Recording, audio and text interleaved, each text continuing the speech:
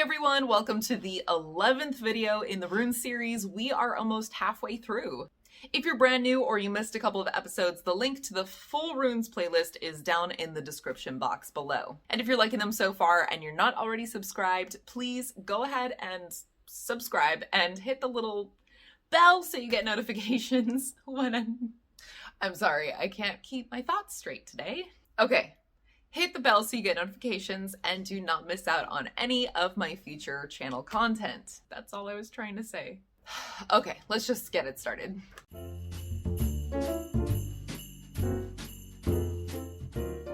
Today's rune that we are covering is Issa. Issa, very straightforward, means ice. When you think of the word ice, it's going to sum up different emotions, different memories, thoughts, and feelings for each person, kind of depending on where you grew up. The Anglo-Saxon rune poem paints a picture of ice as having extreme qualities. It is intensely cold, and if it is on the ground, it is dangerously slippery. But at the same time, the poem also refers to it as being fair to be seen, and it compares its aesthetic appeal to that of glass or gems. And the Norse rune poem refers to it as a bridge. It is broad, it is wide, but it's treacherous to pass. And the ice in the Icelandic poem is trapping elements. It compares the frozen layer of ice on top of a river to bark on a tree, and it's referred to as destruction for doomed men. In Havamal, a woman's love is compared to riding a young horse on ice. It must be gone about very carefully or else you are risking danger. In the Havamal, ice is also included in a list of things to avoid and not be trusted until you have successfully overcome them.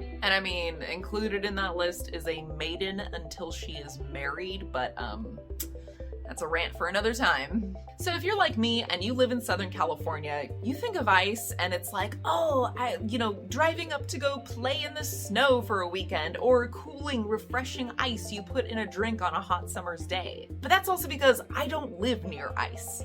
The ancient Scandinavians, on the other hand, did. They were very familiar with ice, as well as the threat it could impose. However, they also respected it. They knew and they wrote that if care is taken, if you tread carefully, if you put the proper shoes on the horse, even the most slippery of ice could be crossed safely. And in time, all ice melts. Even the primal ice, which according to mythology melted to reveal the world. Just like all the other runes and all the other elemental and spiritual earthly forces that they represent, Issa can be good or bad just depending if it's helping to provide a balance. Ice represents stillness, and stillness is required for rest, for meditation, resistance, relaxation, and calm.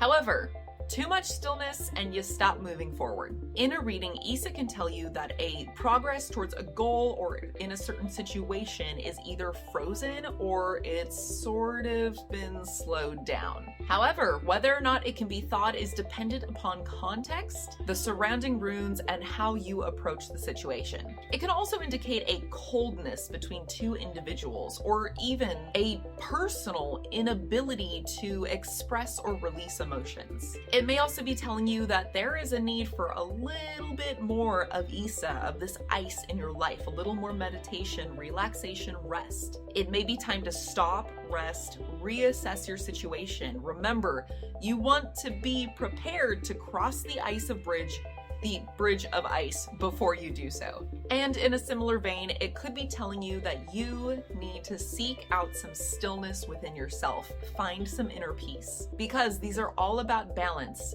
You might need to find a little bit more balance if you are a busybody, if your mind is running a mile a minute, if you're feeling stressed out, if there's just too much action going on around you.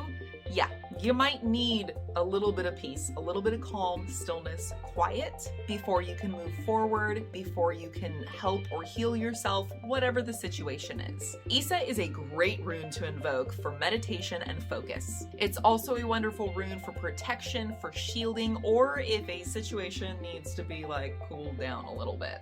But please keep in mind, Issa is a very powerful rune and it can be overwhelming. So it is recommended that you pair it with something else that will also also help in the context of your situation, because the last thing you want to do is invoke Issa and then have everything freeze beyond your control. That's it for this week, everyone. I will see you all next Wednesday, 7 p.m. Pacific Standard Time for our next video in the Rune series. As always, you can reach me on Instagram and email. Leave comments in the comment boxes below, and please hit that thumbs up if you are so inclined. For now, I hope you all have a great rest of your week.